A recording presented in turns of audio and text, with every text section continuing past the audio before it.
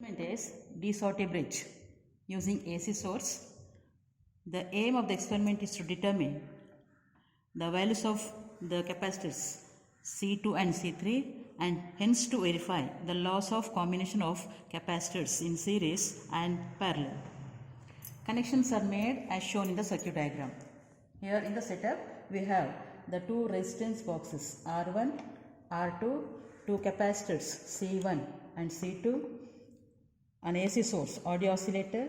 Instead of the headphone, we have connected a multimeter. The multimeter is kept at AC voltage.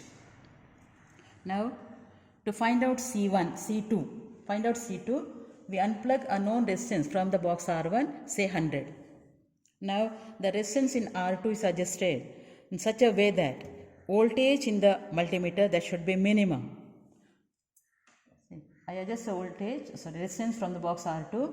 The voltage goes on decreasing. At one particular value, voltage becomes minimum. Further increase in R2 increases the voltage so that the minimum voltage is corresponding to the resistance 50 in R2. In a similar manner, the other trials are performed for different values of R1 such as 200, 300, 400 etc. Corresponding values of R2 are noted. The values are tabulated in the given tabular column. The C2 value is calculated using the formula C1 R1 by R2. Then we take the mean value of C2. This is how C2 is determined. Now C2 is replaced by another capacitor C3. And in a similar manner, the values for different values of R1, values of R2 are noted down, and using the formula C3 equal to C1 R1 by R2, C3 is calculated and we take the mean value, we get C3. Now the two capacitors C2 and C3 are connected in series. Now the two capacitors C2, C3 are connected in series.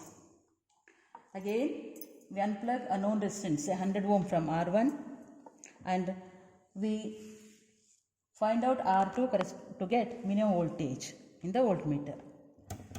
And we adjust R2,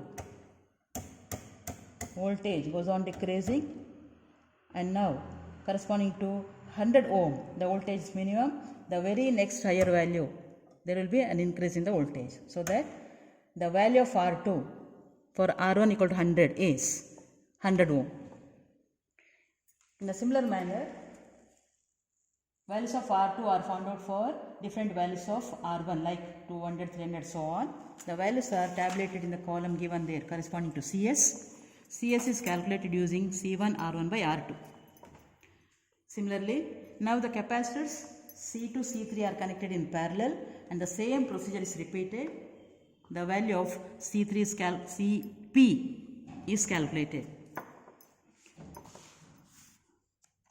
Now the experimentally obtained values of CS and CP are verified by calculating the values of CS and CP using the individual values of C2 and C3, as CS is C2 C3 by C2 plus C3, CP is C2 plus C3, and we enter all the values in the given tabular column there.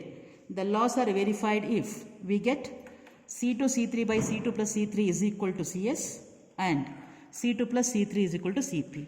In this way, the laws of combination of capacitors is verified using this experiment.